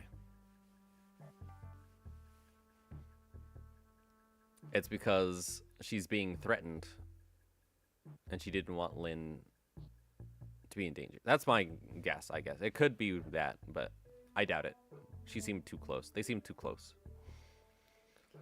Like, even after the jealousy, she still cared a lot about Lin. She's not wrong. Back when we had to fight our way through a bunch of sweepers, weren't you also one of the handful who got assassinated? Oh, that? I was wandering the hallways because I felt like something was off. Until Dante told us all to go back to our rooms, of course. Wait, it was my fault? You do have some intuition, I'll give you that. Looks like I'm gonna have to prove myself. Daiyu, would you mind preparing the thing? You have my utmost faith, but please do practice caution. Sometime later, Lin Daiyu appeared with 4 bowls splishing with tea before sprinkling some powder into one of them. What's that? That's powdered wolfsbane. I see where this is going. You're going to teach me how to tell which of these bowls contain poison, right? You can stop now. I learned to recognize infamous poisons like wolfsbane when I was 7. If it was something as tame as what you're suggesting, Venerable Hierarch, I would have not been here to accompany him. Lin Daiyu continued her process, sprinkling wolfsbane powder into 2 more bowls. Hong Lu, who was watching with that oddly contented expression, closed his eyes. Please mix them up, Daiyu. Okay, wait, what? We stared in confusion, but we could hardly tell what was going on with the speed at which Lin Daiyu swapped around the bowls. When we looked back at Hong Lu, there were 3 silver spoons in his hand. These silver spoons were custom made at Dang Yuan's request, a must-have item for children of the 4 great houses. They can detect non-sulfuric poison as well. Yeah, I know. They're actually... Actually, what? It's nothing. In Hong Yuan, where we were beset by threats of assassination in all directions. Knowledge alone isn't enough to save you. What the heck are you... But Hong Lu opens his eyes before Jia Chichun can finish her sentence. He then throws the silver spoons in his hand like throwing pins towards 3 of the bowls, and immediately chugs the 4th bowl, which he hadn't thrown a spoon at. Holy crap, are you insane? You barely even checked them for... Shiren's new air tea is always delicious, even when cooled. The 3 silver spoons Hong Lu had cast earlier were slowly melting away after becoming a tarnished black. Is wolfsbane supposed to melt through metal? People like to be thorough with their poisons in Guanyuan. Since everyone's been trained for immunity since childhood, you have to make a mixture of poisons to have a real effect. Fine, I don't even want to argue. What's your secret? I want to know too. Do they all sound different or something? I just went with my hunch. Just a hunch? How are we supposed to learn that? We're not Heathcliff, you know. We'll get the hang of it after a few tries. I'll help you out. Shall we begin with 2 bowls?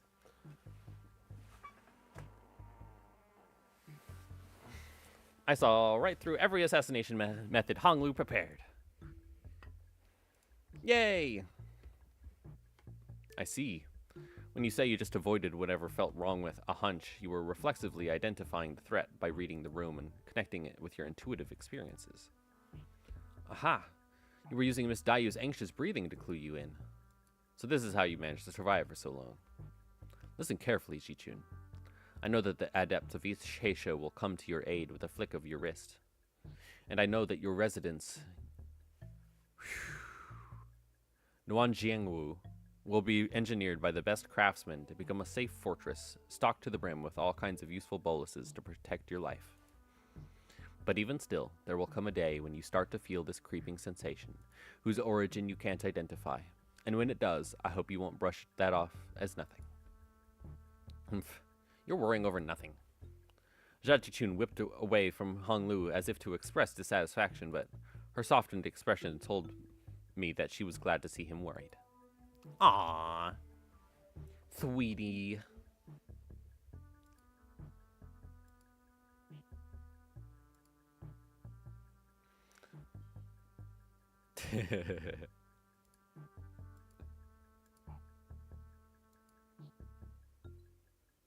Every 6 days, you will be subject to midterms prepared by the board of directors, Jia Yuan Chun.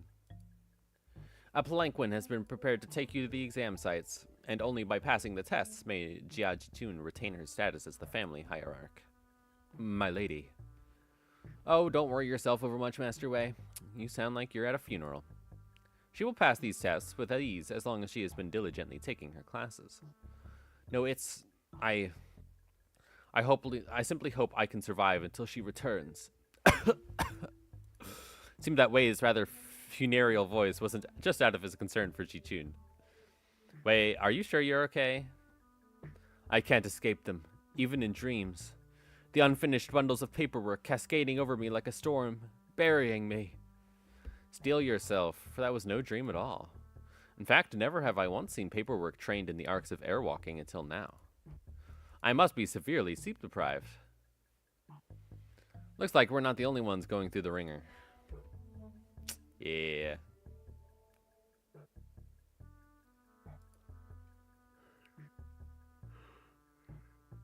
You're doing pretty well.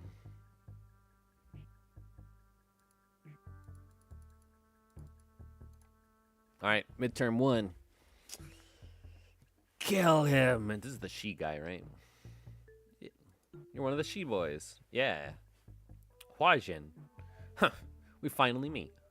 I'd hoped to fight you in the family hierarch war. If you'd run into me then.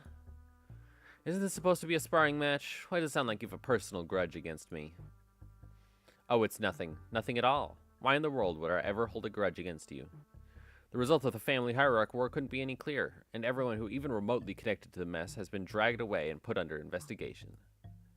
And hey, guess what? They dragged away half of my family, which means more room for me. I should really thank you, right? Honestly, why don't you just declare war against the Shi family at this point? Wouldn't that be easier? War is not easy. It never is. What are you on about all of a sudden? It's not something we should be taking so lightly, even as a joke.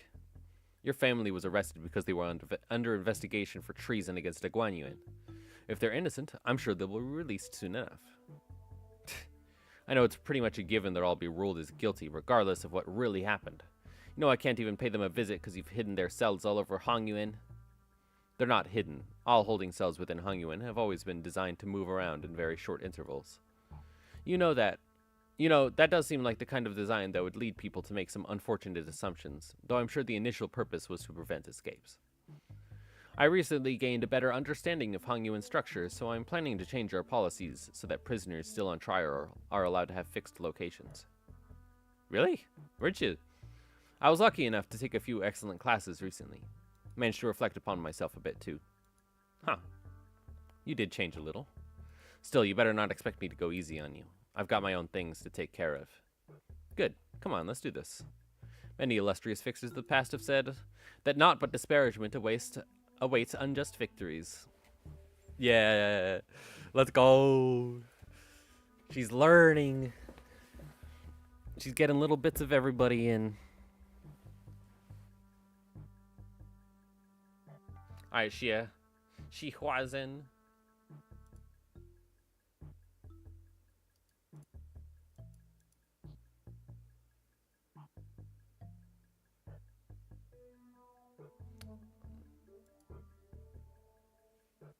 Now dunk on him? I plan to.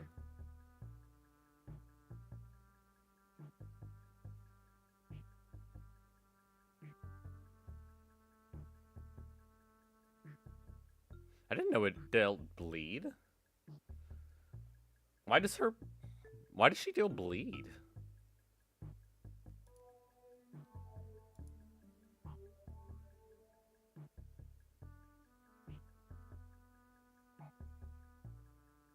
Huh.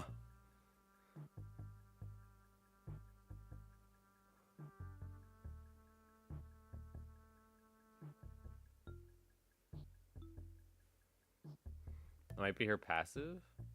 It was on the ability. Look. On hit, deal bleed. And inflict bleed and bleed count. Look. On crit. And on hit. no bleed in her passive. She just has bleed randomly on skill 3.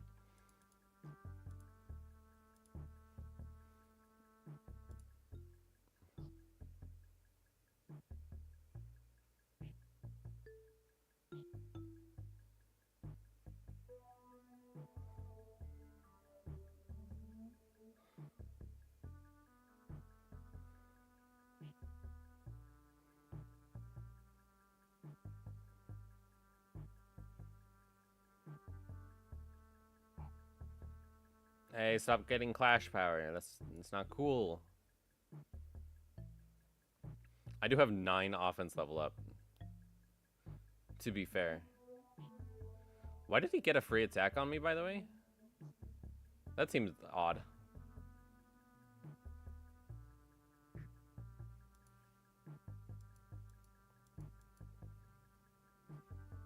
Anyway, worked out for me.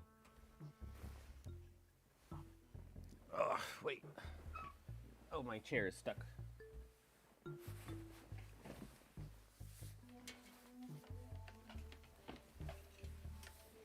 Okay, it's fine. Good for you. You won. Now stop giving me that look and get out of here. You lost most of your clan during the family hierarch war, didn't you? Yeah? So what, So what? You calling me a penniless loser?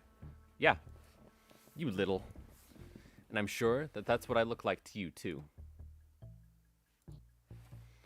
I don't want your... Sorry.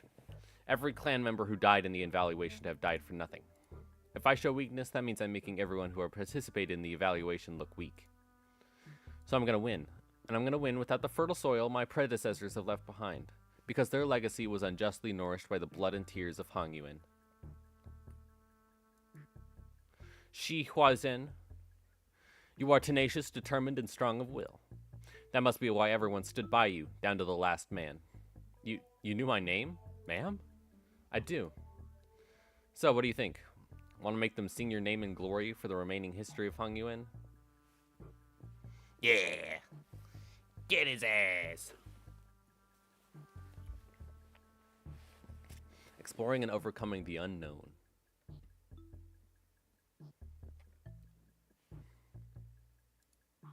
I want to have that one multiple times.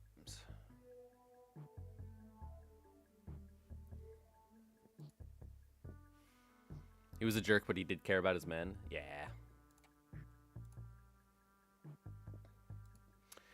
Have you managed to come out on top of your first... I heard you managed to come out on top of your first sparring match. Congrats. Thanks. I gotta admit, your classes are definitely coming in handy. I like your attitude. Well, shall we take a look at what I prepared for today? You're teaching about exploring, huh? It's gonna be an indoors class?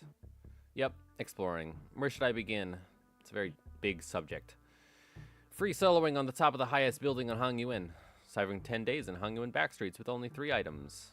I had plenty of ideas, but most of them got denied. And rightly so. And that's when I realized that exploring isn't always limited to adventures in the physical space. A few weeks ago. So I'm just here to fill in since this game needs a certain number of players, but... Really? Can you really call this tabletop game an adventure? Yet in games of make-believe, any simulacra can be made as real as... Ah, what a move. Oh, nice. I'm gonna roll for damage. God, young Ishmael, you hast absolutely pummeled the Gordon beast with thy fireball spell, rendering it most crispy. It was a formidable foe. That was wonderfully executed, Miss Ishmael. Huh? Really? Well then, as my next move. And that's how you came up with this. They played D&D and she was like, yo, this rocks. I played a few other games, but this is new for me too. I'm still pretty new in general, I guess. And this is called Jianghu Journeys, or J&J. J&J?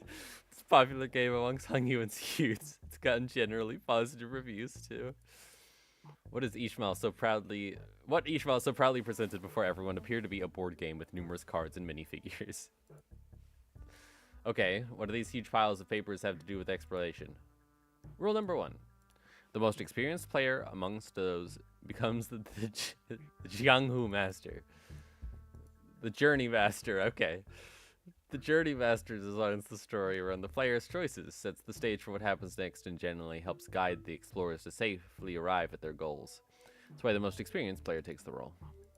Which would be me. Wisdom, strength, dexterity. Each character seems to have Dungeons and Dragons. Looks like we just have to pick from a set of pre-made characters. So I'm supposed to be playing this character's role.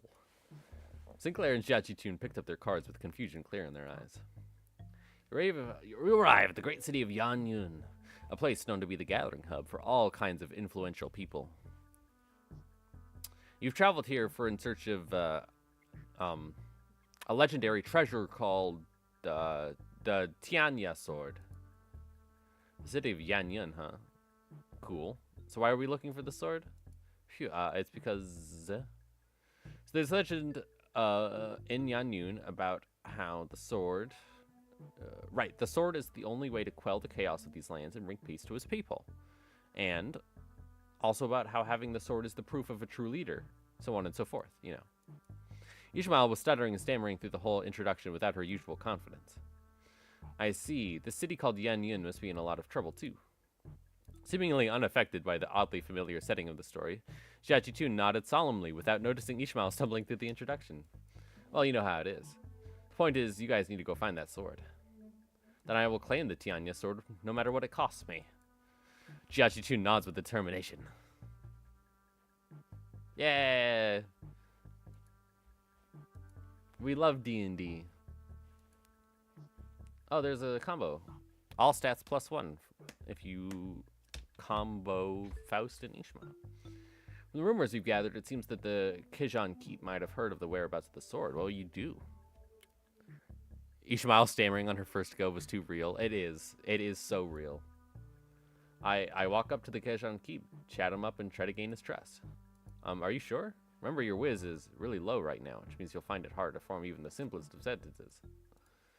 What if I found a different way to gain his trust that doesn't involve, like, sweet-talking? I have a pretty high strength stat, which will give me access to certain alternative methods of persuasion that don't require skill in speech. Hold on. I'll try to convince the Kijan Keep. I think I've got a decent chance. My wisdom is pretty high. You pass the check. He seems to trust you, but not Sinclair. He's pretty wary of you. Okay, then I'll just stand in the corner over here and sheath my weapon and play around with it for a bit. That's what he expects me to do anyway, isn't it? Oh, da, da, da.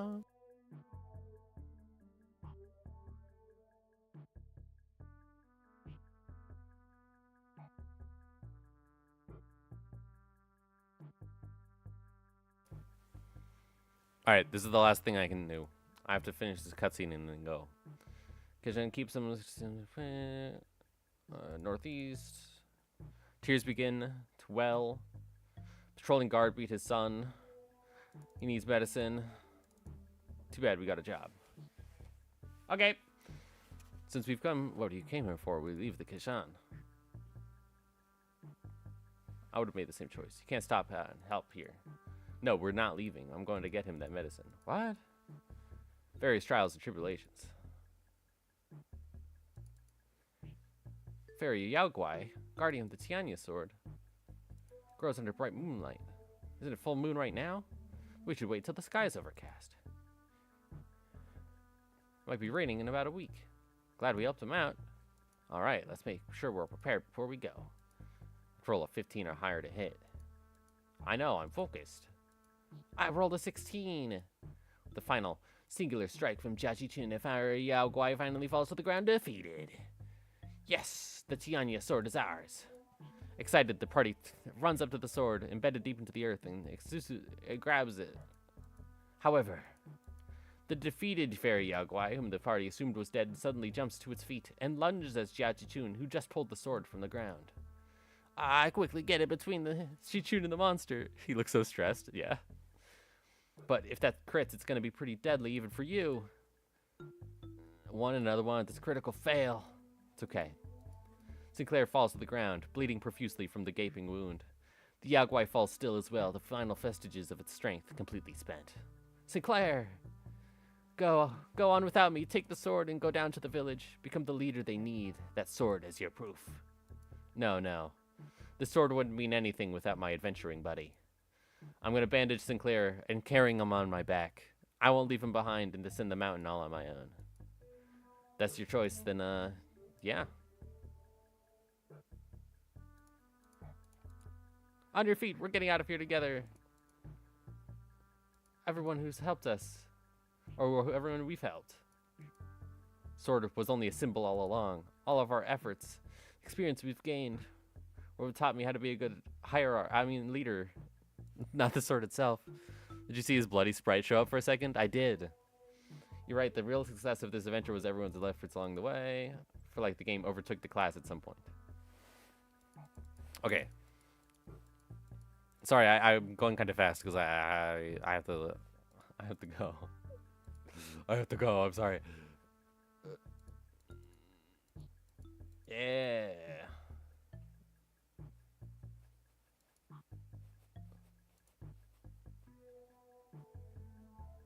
Excellent.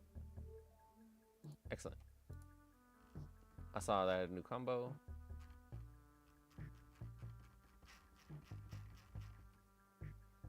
Faustishma. Okay.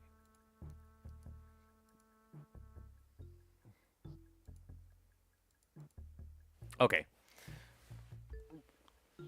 Bro, forgot to eat dinner? No, I actually have to go to the gym. I ate dinner. It was, I had a quesadilla for dinner. Anyway.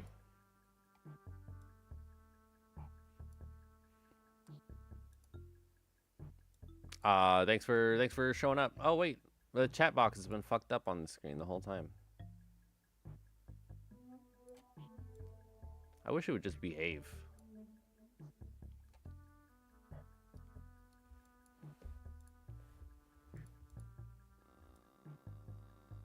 Oh, there we go.